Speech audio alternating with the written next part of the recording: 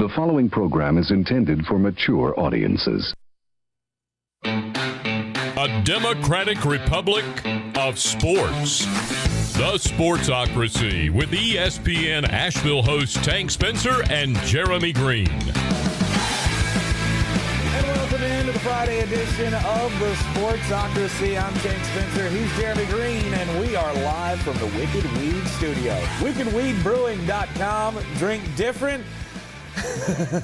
New England gave me a going-away present. Thanks, Bill.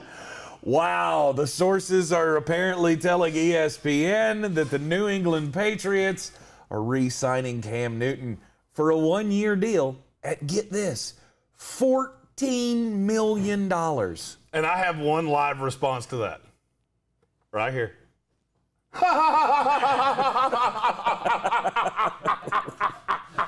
What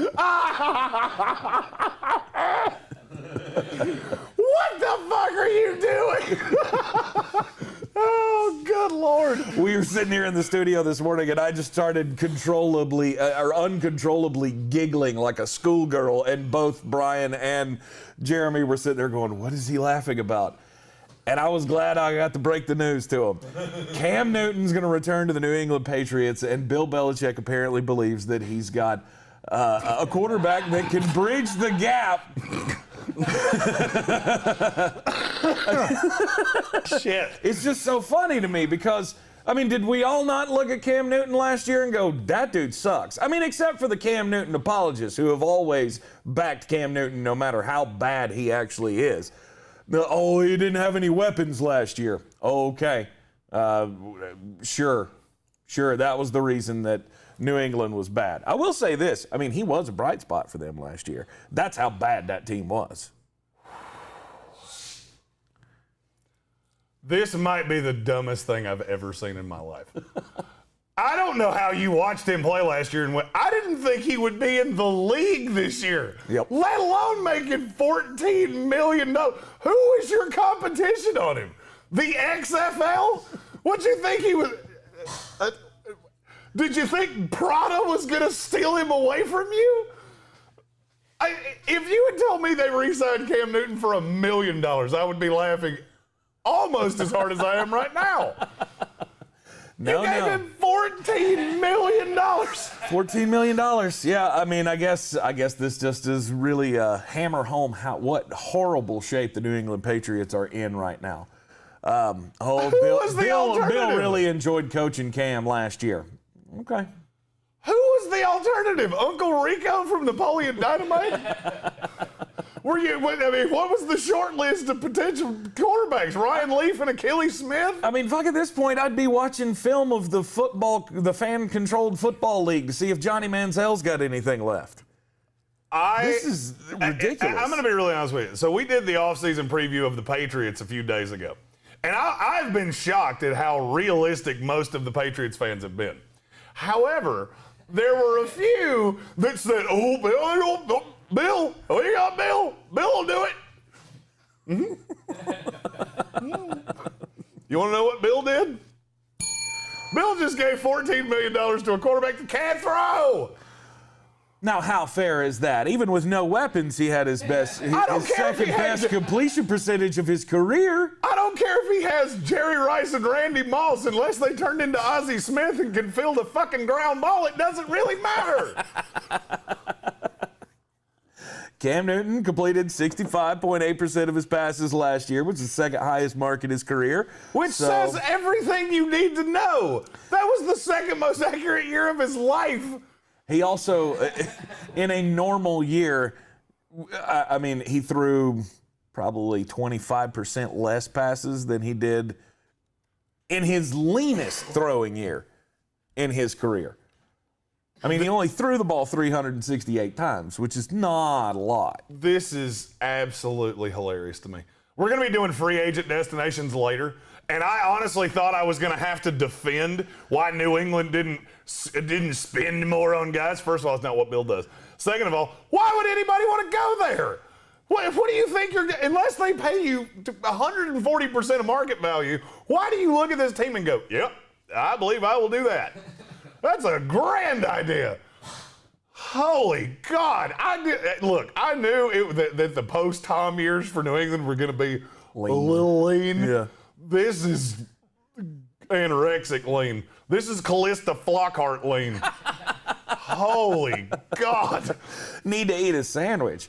The Cam Newton thing is unbelievable. They were 7-9 this past year with against no one of the weapons. worst schedules in the NFL. Oh, please tell me how it was so strong. Oh, I'm trying to play devil's advocate as much as possible, but I can't do it. This is indefensible. They have lost their minds in New England. You know what this is proof of? Bill Belichick wanted to get me a birthday present. He did it about 4 days early, but he got me a birthday present. Oh, a one-year deal for $14 million for Cam Newton. And here's the other thing. Like, this is the kind of money that I feel like they could have gotten Jacoby Brissett for. This is more than Jacoby Brissett will get. You think Hell, so? this is more than Mitch Trubisky will get.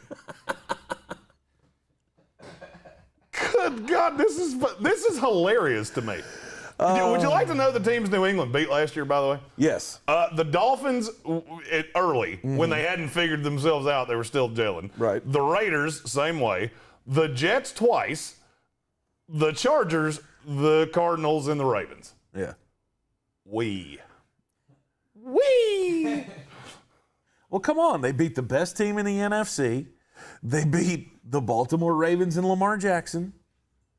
Those are stepping stones, right? No. Nope. No, they didn't. No.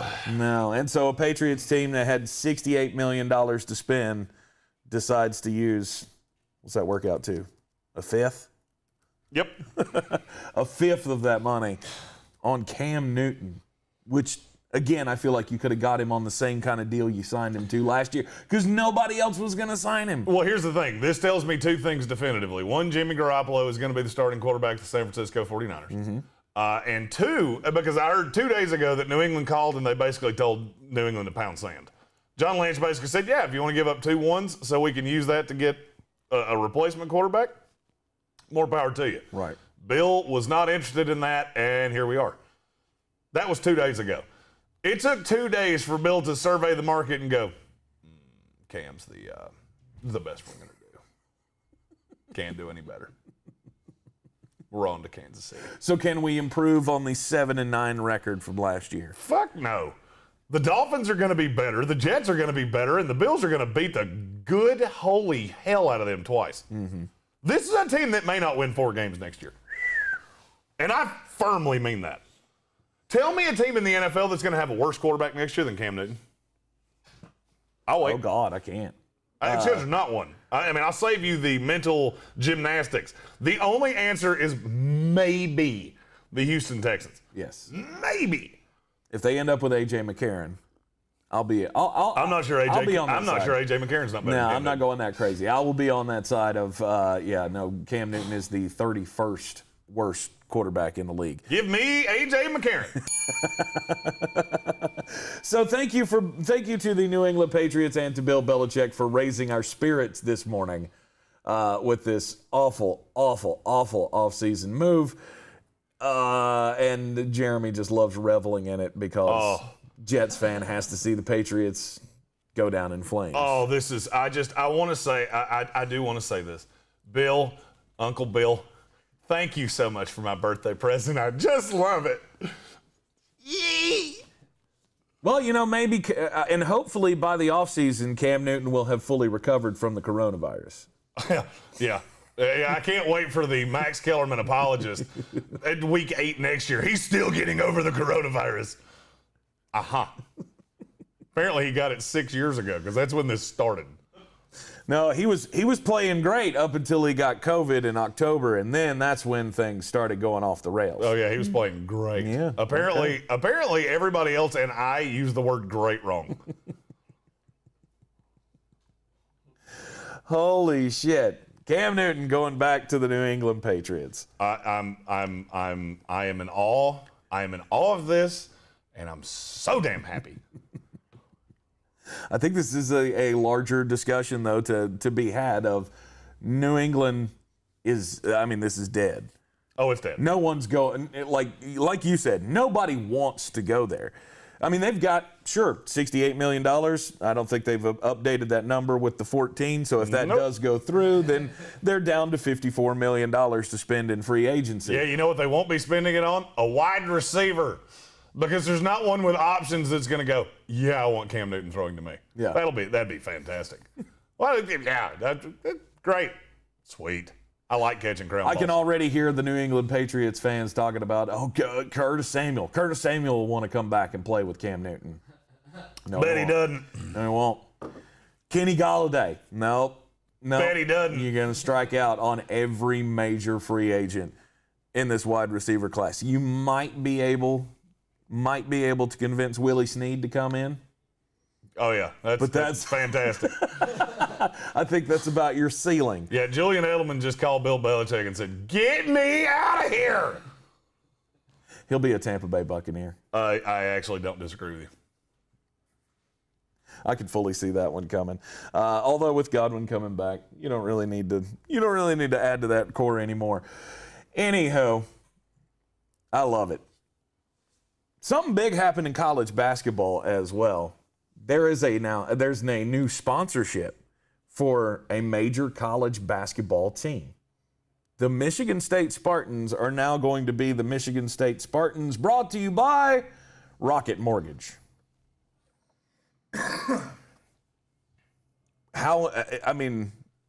Why does this matter?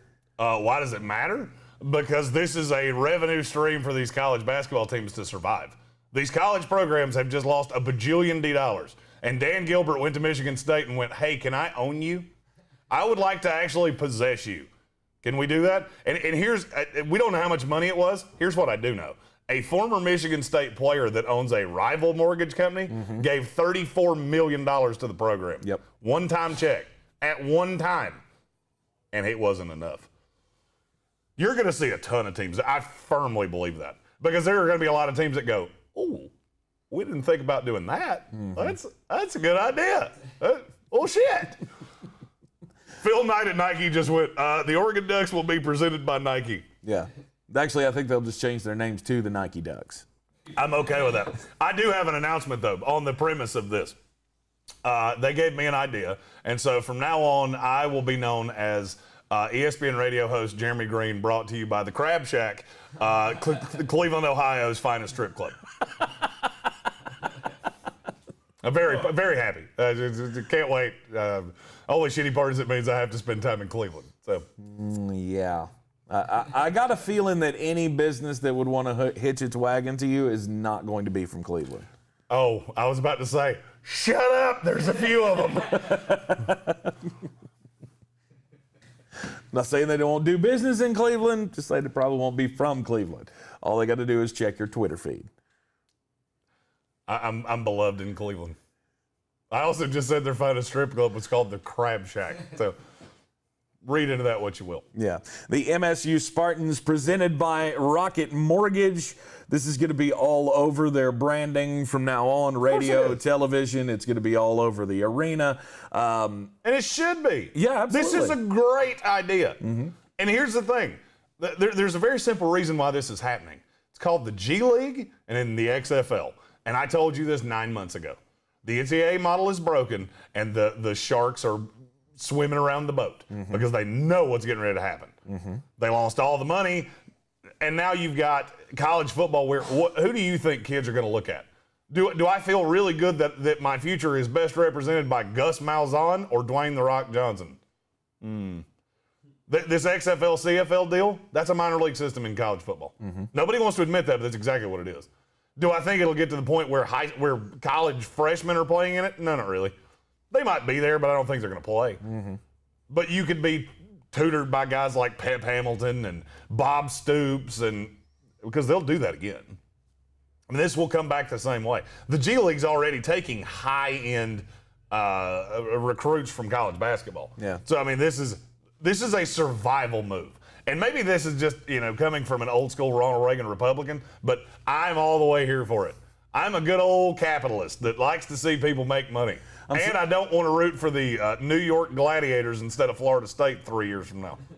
I'm so glad that you threw Pep Hamilton in there because he's the first guy that came to my mind when you said that, because I think he's going to get tired of coaching A.J. McCarron as the quarterback of the Houston Texans and definitely go on to the XFL rather than be stuck with the Houston Texans franchise. Rocket Mortgage coming in. This is big money. There is definitely I bet it's $100 money, million. of course. And some people are asking the question, is this going to lead to them putting the logo on their uniforms and stuff like that? Do you care? Does it matter? Why? I've never figured out why American sports fans have such a problem with this. You look at the model that is put forth in professional soccer. They have billboards. They're walking billboards. I think it's funny too that the ones in America who are upset about this are like NASCAR fans.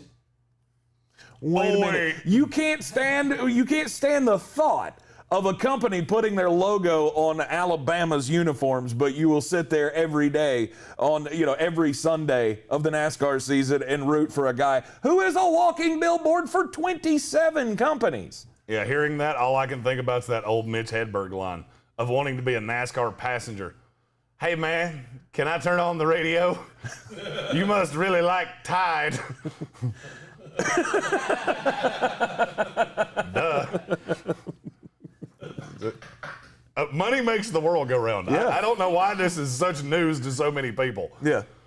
But it's the way it is. It's the way of the world. And you're going to see a ton of teams do this. Mm-hmm. And it's going to be teams that, do I think that the Carolinas, Dukes, Kentuckys of the world do this? Maybe not to that level. They probably don't want to put anything on the jerseys. I don't know. I could see the Coca-Cola Tar Heels. I'm fine with that. I hope Florida State, frankly, when Florida State comes out next year, I hope their football uniforms look like a mobile billboard. You know why? Because we need some money. We're giving it all to Willie Taggart. That's what's been wrong? You're out of money? The money hasn't helped shit. Yeah. I don't know if you read that ESPN article a while back, but yeah, money's gotten a little lean. Oh, about the fall of the Florida State football program? Yeah, money's gotten a little lean. Yeah. Nebraska's in the same boat. Mm-hmm. Mm-hmm. Nebraska's uniforms are going to look like they're angling on the Bass Pro Fishing Tour. Just shit everywhere. I'm fine with that. I could care less. Right. And as you mentioned earlier, former Michigan State basketball player Matt Ishbia, who was a member of the 2000 national championship team under Tom Izzo. He is the CEO of United Wholesale Mortgage Holdings Corporation, which is a well-known rival to Rocket Mortgage. And so the initial thought was, oh shit, he just gave $32 million to the athletics department to do all of these upgrades, and now they've signed a true sponsorship deal with Rocket Mortgage. That could be an uncomfortable conversation. However, they didn't get the story they were looking for. Matt Ishbia says, I'm not competing with Dan Gilbert when it comes to Michigan State sports. Like, we're both alums, and we both have the singular goal of making Michigan State sports better. And so he has actually challenged Dan Gilbert to give $33 million. He wants him to one-up him in his sponsorship of the football and basketball programs. I think he already did that. Yeah, he's like... That's why it's MSU sponsored by Rocket Mortgage. He's going, I gave it the door. Yeah. I already paid my cover. I can write this off on my taxes. I think they all could write this off on their taxes. Dan Gilbert heard, what was the guy's name? Matt Ishbia. He saw Ishbia's donation and went, bro, you need a better accountant that can show you how to 100% write this shit off on your taxes. Right. So, I mean, it is a landmark deal. A big sponsorship deal like this has been a long time coming in college sports, and now the question is going to be, what's the player's cut? Just wait. That conversation is coming. And I'm fine with it. The way that will go is that every player is going to get a stipend that will be somewhere in the neighborhood of $3,000 to $5,000. Mm-hmm. And then you'll be free to do whatever you want to, because the name, image, likeness thing's coming. Yes. And you'll be free to find deals of your own volition. They just can't be with Quicken Loans or any of these other mortgage companies. Mm-hmm. That's the path, and that's how we're going to go. because the NCAA officially has no more. The NCAA is out of leverage. There is no more. Our two revenue-generating sports now have direct competition. So you're going to have to do what you have to do to survive. And so this will be the first of what will be many conversations like this. Mm-hmm. And I think it's a fun game. Maybe we should play this afternoon. We should match up colleges with sponsors. Yes. All mine are going to be bad. They'll all be bad. They'll all be things I probably shouldn't say on terrestrial radio, but I'm gonna. Yeah. Because the last day before vacation and Jeremy just all his fucks go out the window. How pissed can you get? You're not going to hear from me for 10 days. 10 days from now, you'll be on the new shit. That's old shit. We're on new shit now. Right. Be sure to like and subscribe to all of the videos here in the Sportsocracy. I'm Tank Spencer. He's Jeremy Greene, and we are live, as always, from the Wicked Weed studio, wickedweedbrewing.com. We got NFL free agency going on right now. Yesterday, Jeremy called his shot about 30 minutes before the news broke on Matt Milano, and then we found out he cheated. He got his inside sources to give him some dope on Matt Milano re-signing with the Buffalo Bills. I almost hit it on the number. They just added, they threw in an extra year on me. Bastards. 4-year contract extension for $44 million. This is another great move by the Buffalo Bills. I thought they'd franchise tag him just to keep him around. They were able to get the long-term deal done. This is a guy that is the glue guy for that Buffalo Bills defense, a guy you definitely want to be around. So kudos to the Buffalo Bills for making that move. Now we're going to play the fun game of Jeremy picks who's going where. He's not going to let me see where these guys go because he wants to see my initial reactions. So let's get into it. We're going to go defense to offense, impact free agents, starting out on the defensive side of the ball. Yannick Ngakoue of the Baltimore Ravens, he is going to end up going where? Woohoo! Oh, God. Jets, Jets. Oh, 4 years, $60 million. Yep. Yannick Ngakoue needs to be in a 4-3. And it was very obvious in Baltimore that he did not fit standing up. We have a couple Baltimore Ravens fans that watch this show that I guarantee you in the comments will happily tell you that I'm right. He fits with Rob Salah. Rob Salah's defense works much better when he has a great edge rusher. I think one of two are going to the Jets, whether it's Carl Lawson or Yannick Ngakoue. The Jets have the money to just go, if that's the guy we want, that's the guy we're going to get. And Yannick Ngakoue is 26 years old. He's not that much older than some of the linchpin. He's actually 2 years younger than their franchise player. So to me, this is a slam dunk. He's my number one free agent on the board because he is a true, no doubt, impact pass rusher from day one. Mm-hmm. Yannick Ngakoue to the Jets obviously would help that team out a lot. Hold on. I hate to do this, but we have breaking news. Oh, breaking news. There's another team out of the ACC tournament. Oh, no. Don't tell me it's the Tar Heels. Mm-mm. Okay, good. It's Virginia. Oh. Bye, Virginia. Wow. They got a positive. Which basically means that Florida State has to beat Carolina. And we're done. We will have 2 ACC tournament titles and 1 win. Just put Syracuse up. Yeah. I'm with Brian. After the way the Syracuse-Virginia game ended yesterday, let's put Syracuse back in. Let's reinstate them for the tournament. That shot didn't count, and we'll have a free throw contest between the Syracuse's best free throw shooter and Virginia's best free throw shooter, and that's going to be the winner. We'll decide this now. Continue the tournament. Wow.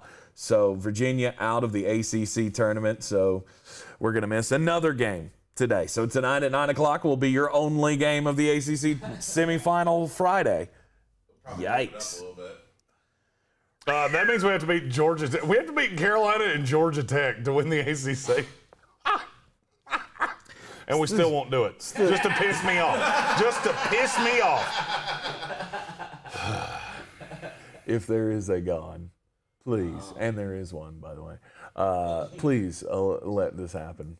I would love nothing more than Jeremy to start his vacation with the Tar Heels beating Florida State for the second time in a row. Nah, I'll be fine. Even if they do. You'll be on the beach. I'll be on the beach. I won't give a shit. Yeah. Don't drink a sour I'll drink a few Wicked Weed beers on the beach, and I'll be over it. You'll be okay. We'll still be a 3 in the tournament, so what up? Well, we'll talk more about that this afternoon on the ESPN Asheville Show. 92.9 FM, 880 AM, 1400, and, of course, everywhere on the iHeartRadio app. 3 to 5 weekday afternoons. The Sports Tank with me, Tank Spencer, and him, Jeremy Greene. All right, now back to the free agents. Shaquill Griffin. This is a dude that I think is going to get overpaid. And there's one place that really likes to overpay, and they're going to do it a lot. The Jacksonville Jaguars. He's the best corner on the market, and they need a corner. Yeah. Bad. He's also from Florida. It's very easy to read the tea leaves that Jacksonville is going to come with an aggressive offer. Seattle can't afford to keep him. I think he would like to stay in Seattle. The best they could do is probably 3 for $33. And Jacksonville is just going to say, you name your price. You tell us what needs to be on this check to come on down here. And I think he's overrated. I've always thought he was overrated. Really? He's fine. I mean, he's a decent starting number 1 corner in the NFL. Far better than anything else Jacksonville can procure. And they have a lot of money to spend. And there's not going to be a lot of people that are willing to tie themselves to a college coach that's already made one very big mistake that is making the rounds around NFL agents and players. They saw the Cam Robinson deal and went, bad sign. Bad sign. Yeah. Don't like it. Gonna bite. Don't like it. Shaq Griffin, Jacksonville Jaguars. All right, 3 years, $45 million for Shaq Griffin. Trey Hendrickson of the New Orleans Saints kind of popped onto the scene this year in a big way with tallying a bunch of sacks. He's 26 years old, young guy. Where does he end up? He ends up with the Big Lebowski in Detroit. They know each other from their time in New Orleans together. He very much fits that work pale, knee biter, whatever the hell it was that he said in that press conference mentality. This is a guy that can play against the run, can play against the pass. He is a true 3-down lineman, and I think he fits in Detroit. You put him on the other side of Flowers, and you've at least got a pass rush. Plus, Detroit's going to be willing to give their money to anybody that will accept it because that is a place that is on fire, and that's putting it nicely. 4 years, $55 million for Trey Hendrickson, getting ready to go bite some kneecaps. Matthew Judon. This is one of my favorite ones. Excellent pass rusher from the Baltimore Ravens. They decided not to move on either of their elite edge rushers that they had, Yannick Ngakoue and Matthew Judon. Where does Judon land? Tank hasn't seen this one, so before you put it up, I want to see if he can guess. This, to me, is the most overrated pass rusher on this market. Who really likes to pay overrated pass rushers and runs a 3-4? Dallas? Throw it up there. The Tennessee Titans. Jadeveon Clowney, part 2. They have to wind up with a pass rusher somehow. Yeah. And this just screams Titans to me. I think Judon may very well be the last one of the high-end pass rushers to sign. I don't think he's going back to Baltimore because I think Baltimore has something in mind. I'm really anxious to see how the Ravens feel about this when it goes up on the screen. Ngakoue didn't fit, and Judon, I don't think they're willing to pay him. I think they know where the bodies are buried with Judon. He's really good when there's somebody on the opposite side. And Baltimore's always been very, very, very good about how they spend their money. I think Judon's overrated. So this is and he's 3-4 dependent. I don't think he can put his hand on the ground. Okay. He needs to be in a 3-4 system. That's what Tennessee runs. Matthew Judon to the Tennessee Titans. 4 years, $56 million. Fair market price? Yeah, I mean, it's just a hair below what Ngakoue got. He's going to get paid at that level. So, and our resident Ravens fan said Judon's already started running his mouth about the Ravens, so he's certainly gone. One thing, John Harbaugh and Eric DeCosta are not going to deal with somebody that badmouths the organization. Right.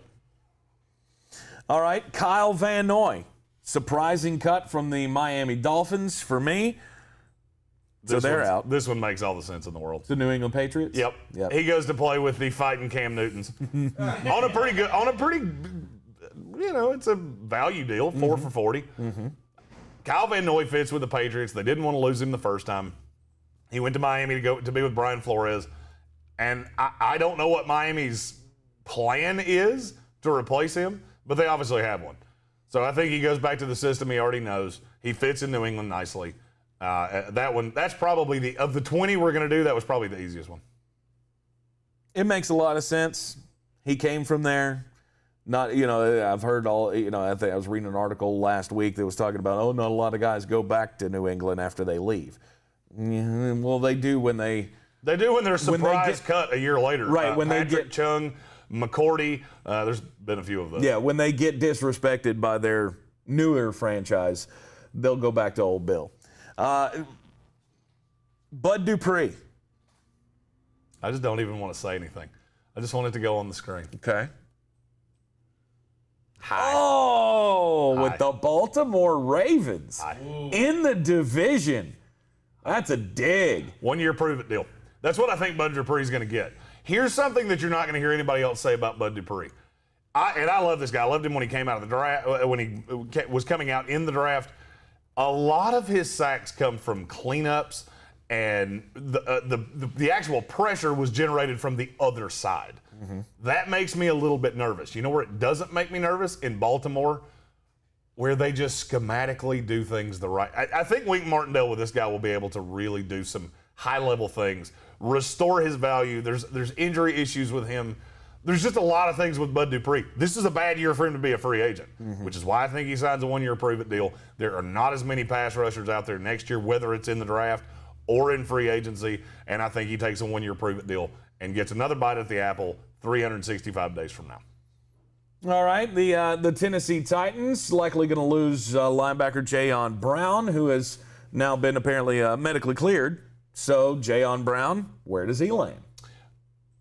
The Carolina Panthers. Okay. I think he fits that defense really nicely. And he's a super young guy. He's only 26 years old. This could be the Luke Kuechly replacement. He's very mobile in a defense. They've already got Jeremy Chinn that doesn't necessarily have a position because he came to the league as a safety. He plays some linebacker. He's kind of in that rover position. Jayon Brown is the cleanup guy because Jeremy Chinn's really thin. He makes big plays, but he's really thin and he's not that great against the run. Jayon Brown is. And Jayon Brown's a guy that you pair with Shaq Thompson and Jeremy Chinn, and I think you have a formidable young linebacking core that is just another step in the progression of the Carolina Panthers. A guy that I have predicted is probably going to get big money in this market, at least for a safety. John Johnson. He's going to get big money. Leaving the LA Rams. And is he going to get it from his new coach? Yep. Or his old coach? Yep. Now his new coach? From the LA Chargers. And here's the thing. A lot of people will say, why would they spend the money when they already have Derwin James? Because they don't really know what they're getting in Derwin James. And that defense was markedly worse when Derwin James went out. They need another safety on the other side. I like the way those two work together because they're so multiple. This has a Taylor Rapp John Johnson because Derwin James is a really high-end version of Taylor Rapp. So I think Brandon Staley looks at the pass rush, says, what is the best way I can help Justin Herbert? Stop putting him in bad situations. You got to improve the defense. You add John Johnson, who's a guy that he is comfortable with, knows that the plays will be called correctly, the system will be installed the right way, and he'll slightly overpay to bring him in and pair him with Derwin James. All right, after 7 years with the Minnesota Vikings, Anthony Harris is a free agent. And he should be sought after by teams needing a safety. I don't think he will be as much. He wasn't as great last year, so I think his values come down a bit. But he winds up with a team that really needs a safety. The Dallas Cowboys. Dallas has needed a safety, I think, my entire life. I don't think they've had a high-level safety since Darren Woodson. And this is a guy that can play in the box. I do like the talent. I really like the idea of pairing him with Dan Quinn. I think Dan Quinn could get the most out of him. He wore out his welcome in Minnesota. Teams just started to figure it out. You know, you had Harrison Smith on the other side. There is some risk with this guy. There was some tape. It wasn't necessarily the greatest thing in the world, but for Dallas, he would be a market improvement. I think they're going to draft a corner in the first round. You add Anthony Harris. You add who I think will be Patrick Surtain in the first round. And now all of a sudden, your secondary is not the liability it was last year. And maybe, just maybe, Dak Prescott's not going to have to outscore every team he plays in 38, 35 shootouts. And within that 3 years of this deal with Anthony Harris, your secondary will probably become formidable. Yeah. Not just patchwork. There's something to be formidable. said when your secondary needs as much as theirs does. There's something to be said for having a guy that, I mean, this deal's not crazy money. They're saving a little bit in the beginning with Dak Prescott. By the time Either the rubber meets the road with him or they have to renegotiate the deal. Anthony Harris's deal will be done. Build the secondary that way. I think this would be a great improvement to their defense. 3 years, $27 million is a pretty damn good deal as well for them. Will Fuller switching to the offensive side of the football. This was the Kyle Van Noy of offense. Because there's one team I know really believes in him, and it's the Green Bay Packers. I don't think Will Fuller's going to get the level of money that the other high-end receivers are going to get. I look at him and go, this is a $10 to $12 million a year deal. He has injury issues. There's questions of how good is he really when there's not a guy on the other side. So a lot of teams are going to look at Will Fuller and go, he's not a one. I'm not going to give him one money. Green Bay will see him and go, well, how are you going to defend him? Because we have Devontae Adams on the other side. And this is an all-in. We have to do something to take the pressure off Devontae. Will Fuller's that guy. Because they're not going to spend super high-end money. I mean, this is a lot, don't get me wrong. But they're not going to spend number one receiver money to put a guy on the opposite end of Kenny Golladay. And the bad thing is they had the shot to get one of those last year in the draft. There's not as many this year. They're in a dead spot in the first round. They're going to wind up with a guy like Rondale Moore or Rashad Bateman or somebody like that, somebody with questions. So I would wager they're going to try to mitigate their risk with a guy like Will Fuller that they tried to acquire at the trade deadline. Because of the injury history with Will Fuller, he should not be getting major money. And that's been one of my biggest fears coming into this free agency period, is that people, teams are going to look at Will Fuller and what he did last year and pay him based on that, rather than considering that this year he actually broke his own personal best record for games played in a row. It was It was 7 before this. The thing you got to remember is this is a buyer beware market because not everybody has money. And so you're going to have to move around a lot of things just to sign guys. So, yeah, it's $12 million a year. What are you going to have to do to get that under the cap? So it actually winds up costing you more than that because you have to move money down the line and things like that. So I don't think there's going to be a really tremendous market for him. I look at the teams I think will be interested will be the Packers, the Bills. I think the Bills will have a big interest in him to bring him back at around the John Brown number because he is a high-level John Brown. And some could consider it odd that Will Fuller had his best year in a contract year and got popped for PEDs at the same time. He's always been a Shocker. good player. That's not, the talent's not been the problem. No. It's been his ability to stay on the field. Yes. Goes to Green Bay, and I actually like that deal a lot. I think him and Aaron Rodgers is the best deep ball thrower in the NFL. Will Fuller's one of the best deep threats in the NFL. Match made in heaven. At tight end, the Tennessee Titans, they had their chance to franchise Jonnu Smith. They did not. Jonnu Smith now hits the open market, and he is a very multiple tight end in this league. Where does he go? Second easiest one I did on offense. Buffalo Bills. The Bills are going to be all over him. I've already been told this. That's nasty. Specifically from somebody that, trust me, would know. Yeah. I get a lot of very good information about Northeast sports, and there's a very specific reason for that. The Bills are going to be all in on Jonnu Smith. The contingency plan is Hunter Henry, but he doesn't fit the offense as well. This is a guy they look at and go, what does Josh Allen do really, really, really well? In spite of the fact they can't run, he's a pretty good play-action quarterback. Jonnu Smith is one of the best play-action tight ends I've ever seen because he can nestle down in the hole. He can block well enough. He's hyper-athletic, and he's a good red zone target. And he takes some of the heat off Stephon Diggs. 3 years, $40 million. And, hey, here's the good thing. If they do sign Jonnu Smith, he immediately becomes the best running back on that team. Fact. Stephen Tao asked me no love for Dawson Knox. I think they're going to run a lot of 2 tight end sets this year. Losing John Brown, not having a great ability. You're going to have Gabriel Davis on the other side. They feel good about Gabriel Davis as the second receiver and Beasley in the slot. But I think you're going to see some more 2 tight end sets with Knox and Jonnu Smith with a play-action risk that might open some holes in the run game. I've always felt that Dawson Knox is a complimentary piece. He should not be. 100% He should not be your number 1 tight end. I agree with that. I think he's a very good second tight end. And if you have that threat on the play action, I think it's going to open up some things in the run game. Whether they go try to get a running back or they roll with Zach Moss and Devin Singletary. Because I actually believe in the talent of both.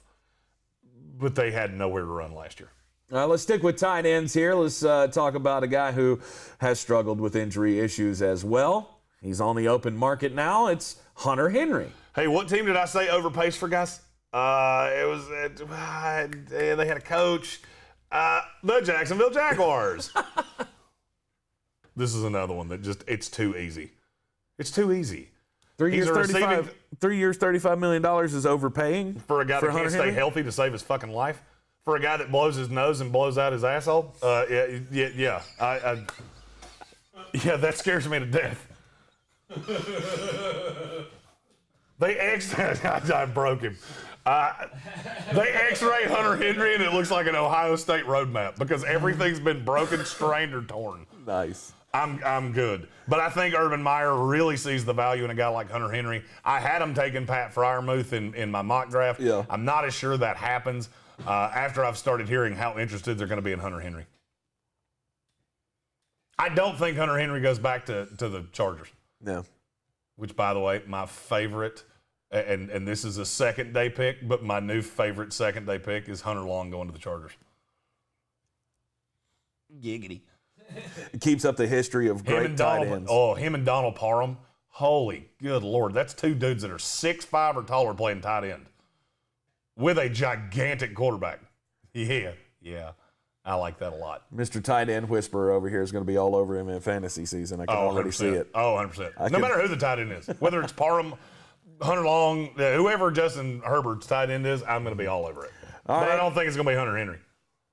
Next up, a guy that Jeremy has said is going to get more money than you think from the Carolina Panthers, Curtis Samuel. Will he reunite with Cam Newton? Nope. Oh, he's going to New York. New York Giants. No, don't. I think he's the Golden Tate replacement.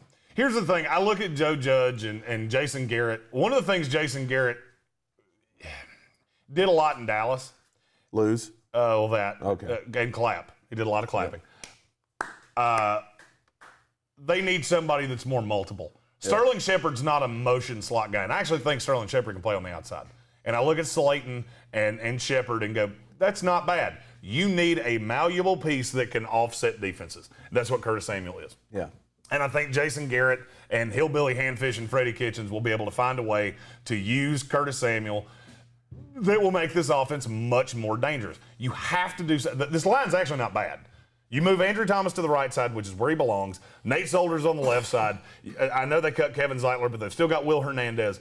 There are actual pieces on this line that could make Saquon Barkley the player that he's supposed to be, but you need somebody that scares defenses. Curtis Samuel can be that guy. Yeah. We saw what he was supposed to be in the last half of the year in Carolina, and he's going to get paid based on that. This is also a guy from Brooklyn. I think the Jets and Giants are both going to be interested, but I think the Jets wind up with a slightly different receiver. And where does GM come from? From Carolina. David Gettleman. Yeah, David Gettleman. David Gettleman's the GM. Well. Yeah, he's the GM now in New York, despite the fact that they should have fired him already. I thought you were asking me where David Gettleman was born, and I was about to say, dude, I'm into draft shit. You can ask me about that about some linebacker from Missouri in the 6th round. Don't ask me that about GMs. Who cares where David? I can tell you a corner from South Alabama's damn. I can tell you what his dog's name is. Where Dave Gettleman grew up, I don't know. Nobody gives a shit. But he did come to this team for the Carolina Panthers, who's the team that drafted Curtis Samuel, so that makes a lot of sense. Kenny Golladay is going to get big money from somebody. How much money is the question? It's going to be a lot. And it's going to be the Indianapolis Colts. And he's I love the 4 ideas. for 80? Yep.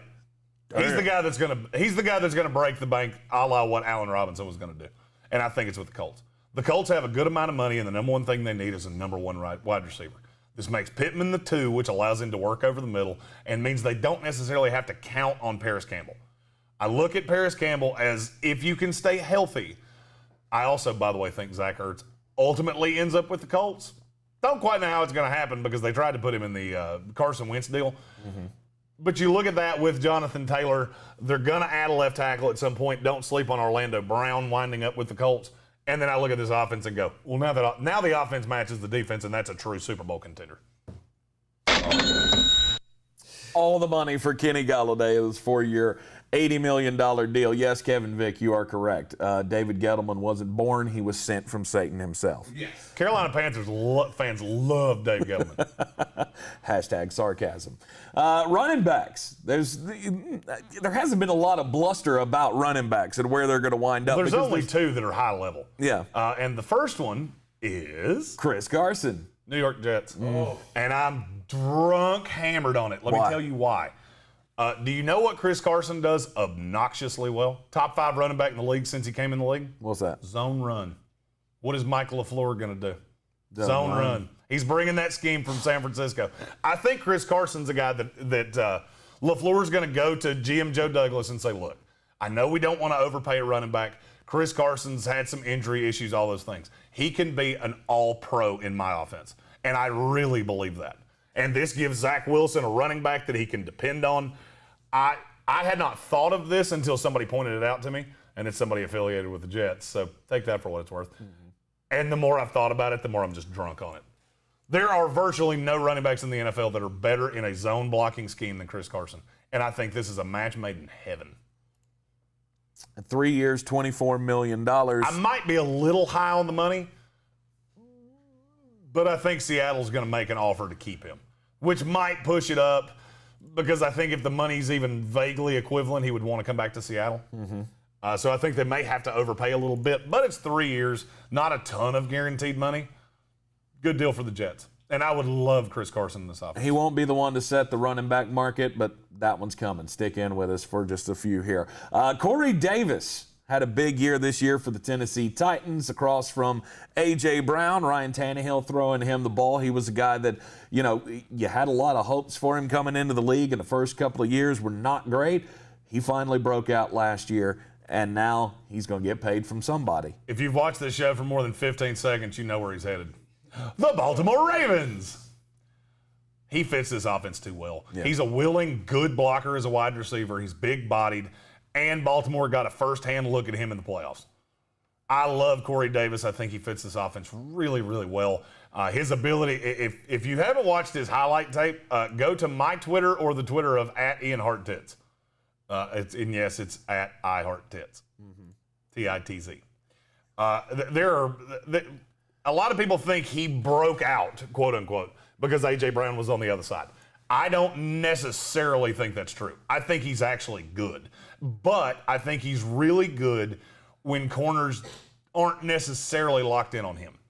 I don't necessarily want a guy that's locked in. I don't want you in obvious passing situations. This is a guy that's really good on play action. And that's what I'm talking about with watch the film on this guy. When Tannehill broke out, if a guy so much moved his eyes off Corey Davis, he was wide open. Because he does have good footwork, he runs routes well, and I think Lamar Jackson would love him. This makes Mark Andrews better, and this keeps some of the attention off Marquise Brown deep. Corey Davis to the Baltimore Ravens, 4 years, $50 million. That's Jeremy's prognostication for this free agent class. Joe Thuney got let loose by the New England Patriots. So he's going to end up with the Jets. Oh, no, you changed it. It's the Cincinnati Bengals. Finally, we found a guy that Jeremy's not going to pigeonhole with the Jets. There's been 2, and I think we've done 17 at this point. It seems like every guy, I'm not talking about this exercise, it's every time something comes up, the Jets are in. They're on it. Yeah, because they have more money than everybody. They're going to be in on everybody, as are the Jacksonville Jaguars. The reason that I don't put the Jaguars in the same realm, I think a lot of guys are going to be reticent to sign up to go play with a college coach. Right. Rob Salah is really well liked in the NFL. Yes. And respected and thought highly of. You're going to see a bunch of former San Francisco 49ers wind up on that team. But we're talking about Joe Thuney. And I'll tell you why he's going to sign here. Do you know where he's from? Cincinnati. Just outside of Cincinnati. Okay. And to me, I think Cincinnati saw what happened with Joe Burrow last year. I firmly believe they're going to wind up with Penny Sewell in the draft. They'll move Jonah Williams over to the right side. You add a guard. This brings Joe Mixon back into play because Joe Mixon was bad last year, and it had a lot to do with the offensive line. I believe in Mixon's talent, and I think he has to be good. And I mean, when I say good, I mean I think he has to be real good for Joe Burrow to meet his ultimate potential. Best guy to help you do that, good pulling guard. Joe Thuney's the best one on the market, and it's not even close. I think they're going to overpay. $75 million over 5 years is a lot for a guard, but Cincinnati's not exactly a free agent destination. So when you get a guy that has a tie to your city, no matter what it is, and this is a guy that grew up just outside of Cincinnati. This is a guy that loves this area and has made that very well known. You have to go full court press on this guy. You're already going to lose Carl Lawson, and that's a problem. Yeah. So the defense is going to be slightly bereft of talent, and you're going to need the ability to keep the ball away from teams. Joe Thuney helps you do that. 5 years, $75 million for Joe Thuney. Aaron Jones, the guy who should have been franchise tagged, in my belief, by the Green Bay Packers, but we're hoping that we can sign him to a better deal. But he's already got an offer on the table for the Miami Dolphins. We've known this for a long time. The Green Bay Packers have known this for a long time. They may be resigning themselves to the fact that they're going to lose Aaron Jones this year. Do they? Yes, they do. The Miami Dolphins are the place that makes the most sense. They have to find a running back that's a legitimate big boy running back to make Tua Tagovailoa more comfortable. Now, my question is, I don't quite know how you're going to block for him because Gesicki is a terrible blocker. So I think at some point they're going to wind up with a blocking tight end that can make this team slightly more multiple. Aaron Jones is bar none my favorite running back in this class. He's my favorite running back even if you bring in the rookies. I'm okay with $10 million a year for Aaron Jones. I think it's a value. He's still a young guy. And Green Bay has not worn the tread off the tires. This is a guy that's had Jamal Williams taking carries from him as long as he's been in the league. So he's still pretty fresh for a guy that's this high end. I think Aaron Jones can be a top 6 running back in the NFL with the Miami Dolphins. $10 million a year, Green Bay, if they could match it, do you think he would decide to stay? No. I don't. I think Green Bay will have to overpay to get him back. And here's why. Because I think he knows the same thing I just said. I mean, how long have we talked about why does Aaron Jones only get 15 carries a game or 17 carries a game? Fantasy football players, it drives them crazy. So I think he's going to go to a place that he knows he will be unleashed, and that's with the Miami Dolphins. A Miami Dolphins offense has a chance to be real scary next year, should that happen. Juju Smith-Schuster. He's been on the cover of Madden. He does his little TikTok dances and loses games for his team with his billboard material. He's not. I think he's proven that he's not a 1. I disagree. He's probably the best 2 in the league. But I think Juju Smith-Schuster's a 1. You think he is? I do. Okay. I firmly think he's a 1. Will he be a 1 with a new team? Yeah. Yeah, he will. Even without Sam Darnold, you could see Juju Smith-Schuster landing there. I do. And I'll tell you why. He wants to be in New York. And I'm going to level with you. $16 million for Juju Smith-Schuster, the AAV on this contract, yeah, it's a bargain. He's very, very good. He got overshadowed by Chase Claypool and by the TikTok bullshit. He's still a very good receiver. And I'll tell you where he scares the hell out of me, Mike LaFleur's offense. He's Deebo Samuel on steroids. He's very multiple. He can move around. I think the Jets are going to throw the kitchen sink at Juju Smith-Schuster. And I'm all for it. You want to know a way to make a young quarterback feel really good? You've got a guy in Chris Herndon that I believe in. Adam Gase sucks with tight ends. It's well known. I believe in him. And I believe in with Chris Carson, who I added earlier, and Juju Smith-Schuster, I think this offense can be very good, very quick. And I believe in Salah to the point that the defense is going to be good. You missed one, by the way. You skipped one off the list I gave you. I'm Carl sorry. Lawson. Carl Lawson. I did skip that. I apologize. Yep, this is one we need to talk about, too, because he's one of the most underrated players in the league, according to evaluators. It's Cleveland Browns. Yeah. He would look really good on the other side of Myles Garrett. Running that 4-3, taking over for Olivier Vernon, that makes the pass rush really formidable. And it covers up for some deficiencies they have in the back end. Plus, you stay in division, which is that happens a lot. For whatever reason, guys tend to like to stay in the division that they know. Mm-hmm. And I think the Cleveland Browns are going to come after Carl Lawson early because they have money, but it has to be money spent well. And Carl Lawson's only 26 years old. He's a good young pass rusher. They're probably going to get him on a value compared to the talent. Mm-hmm. I think Carl Lawson's a better pass rusher, better defensive end than Bud Dupree is. And I don't think it's all that close.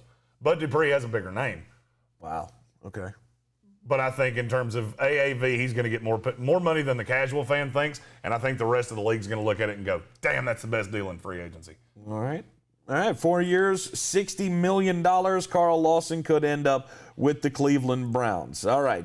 Sorry, I skipped one there. Good job on everybody for not getting all messed up because I threw us a curveball.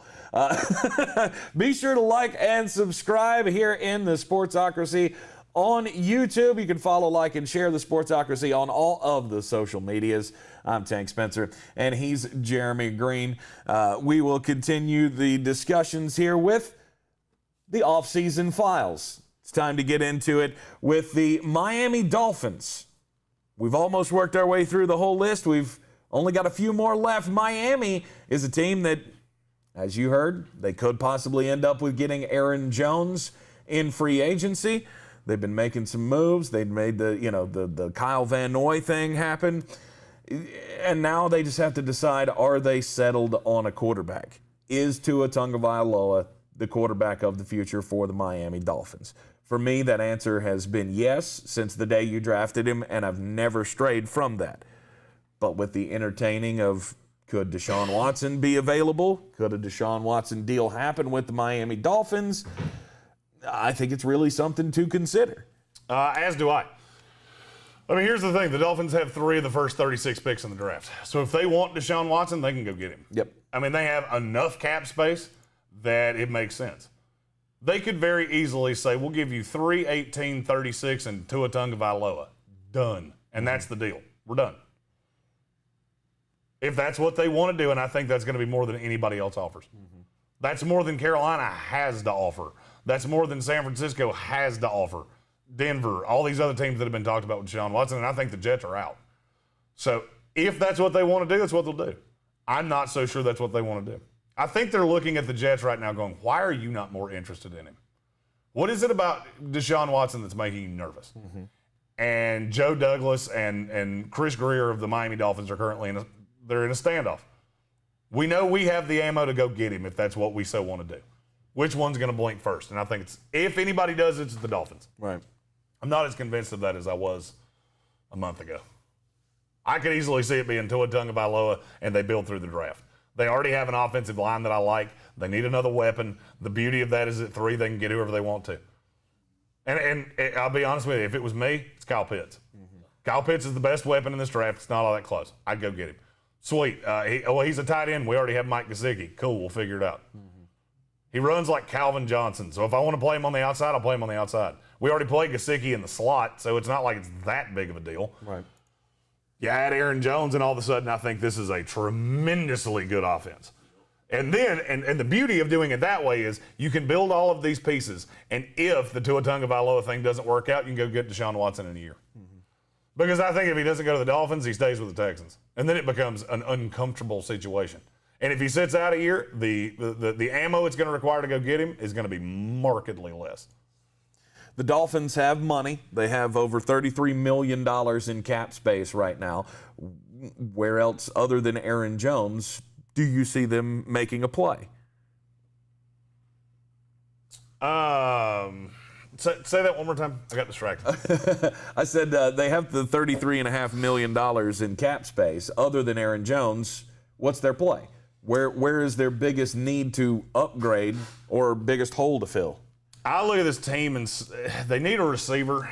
I've heard they're going to make a play on Galladay, which I wouldn't hate at all. Galladay on the other side of Devontae Parker. That would be a formidable tandem of wide receivers. Mm-hmm.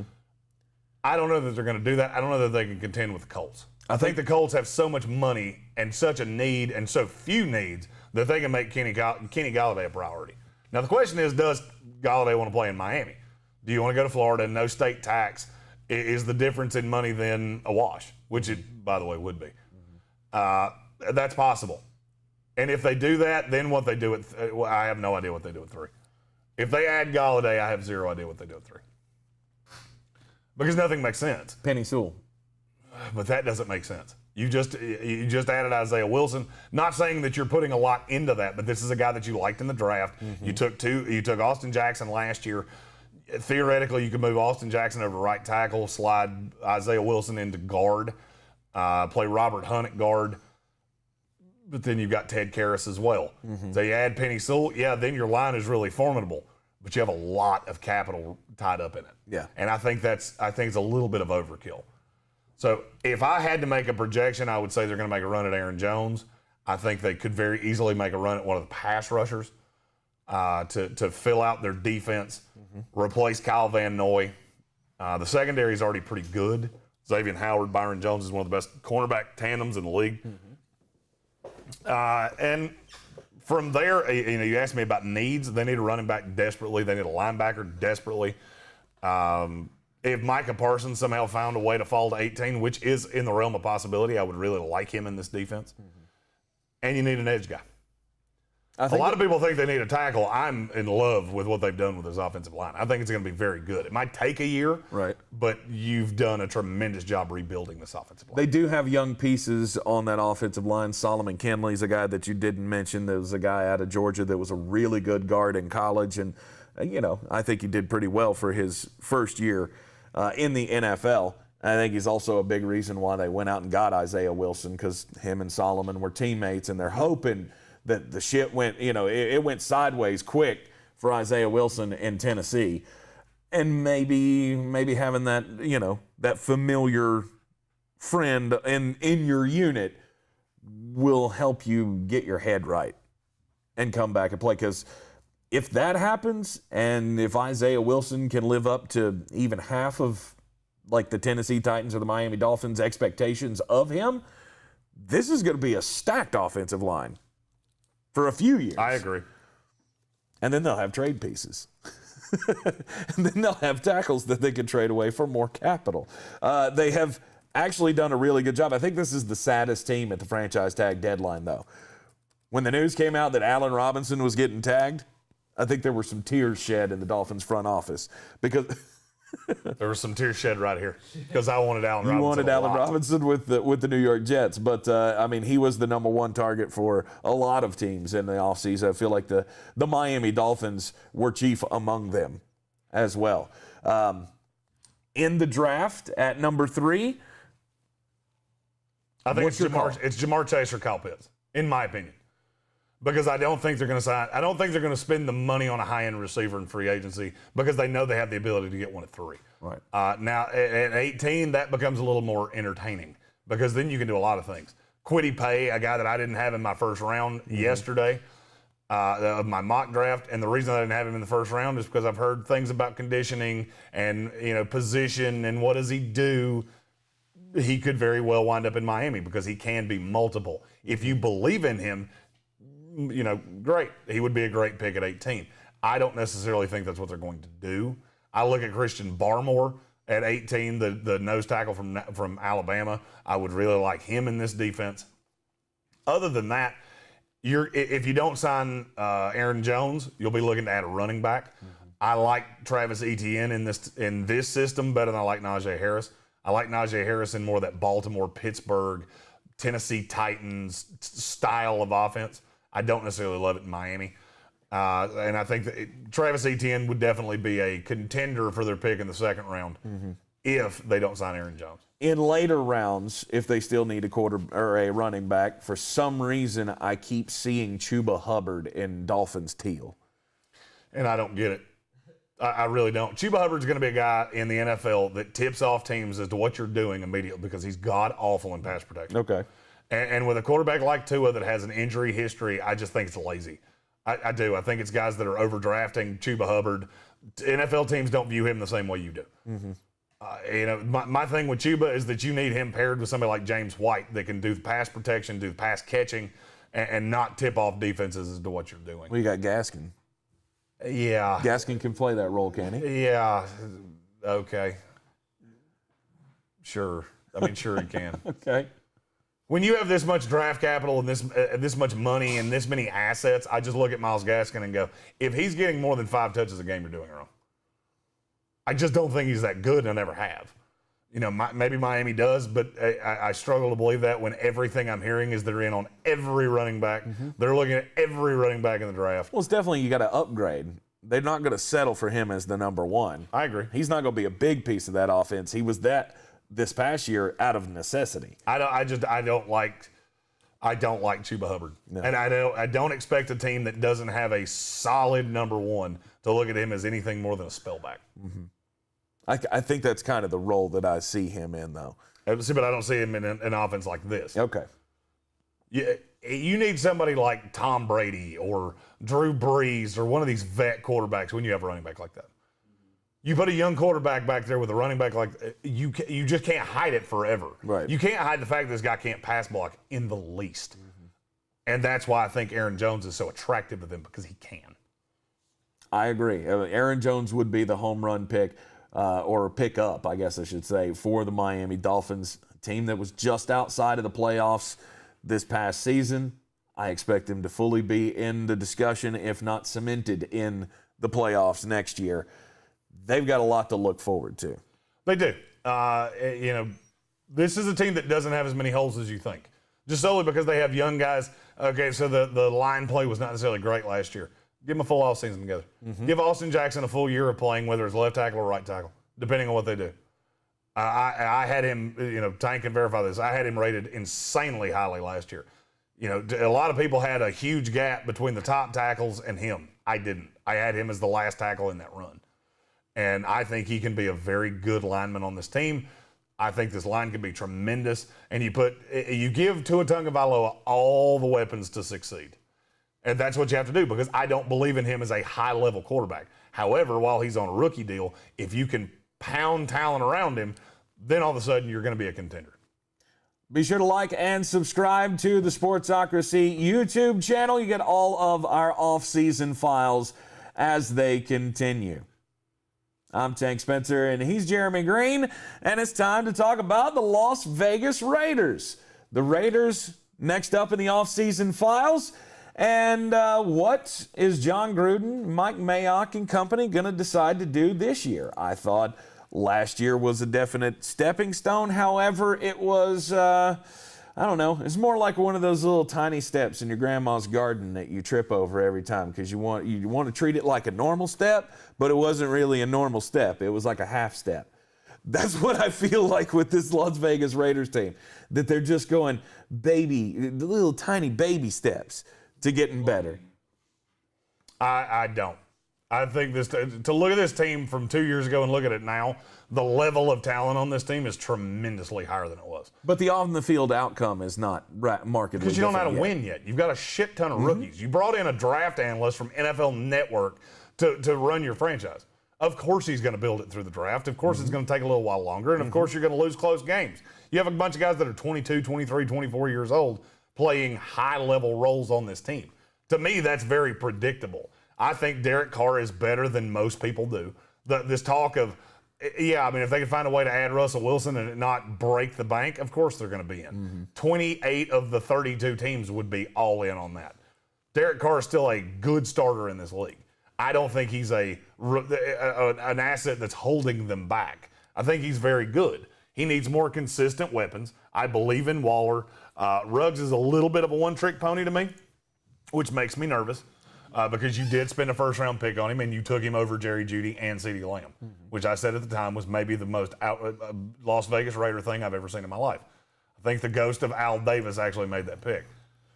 But I look at the weapons with Jacobs and Waller and even Hunter Renfrow, who's a solid slot guy. I would like to see them bring back Nelson Aguilar. I think if for whatever reason he just works in this offense, he works with Carr. And to me, the offense is not the problem. The defense needs to grow up.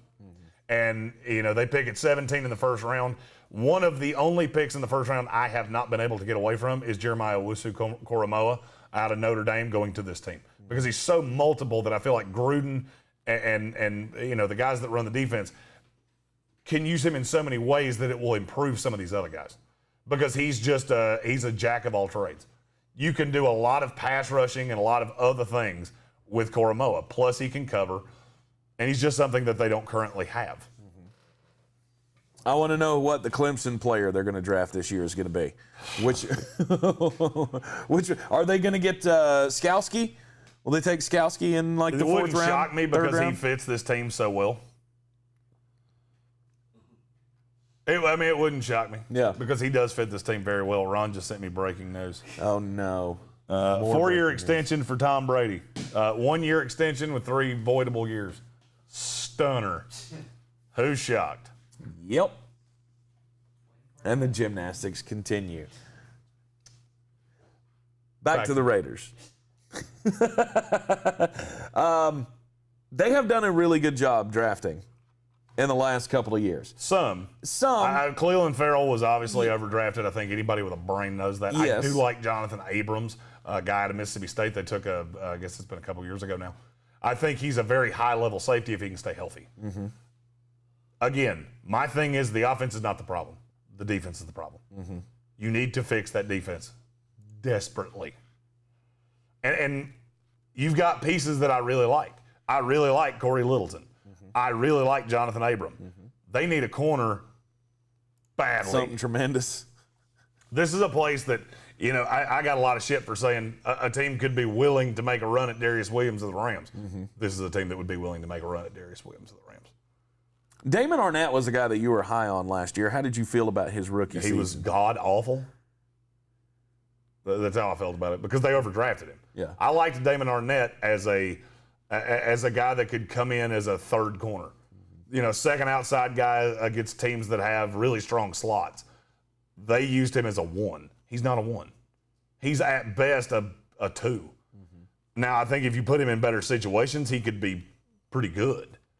But he needs to grow the fuck up. And that's the nicest way I can say it. I watched a lot of games with him where he pouted. It became very obvious that he was very much out of the game and quarterbacks picked on him. Yeah. To the point of they started having to play Nevin Lawson ahead of him. That's not a good sign. Trayvon Mullen, there was some good and there was some bad. But I feel like this team would greatly benefit from a number 1 corner. If I somehow got away from Koromoa going to this team, it would be a corner falling to them at 17. Mm-hmm. A J.C. Horn. Somebody like that, yeah. Caleb Farley, if the opt-out thing really wears on him, I could see him falling to the Raiders at 17 and then being very happy with that. I look at them as a team in the second round that could look at a Greg Newsome out of Northwestern. He's a guy that fits this scheme because he can actually hold up against the run, which is rare for corners nowadays. And Asante Samuel Jr., who I think will be a better pro than he was college player. I can get down with that. Defense is definitely the priority.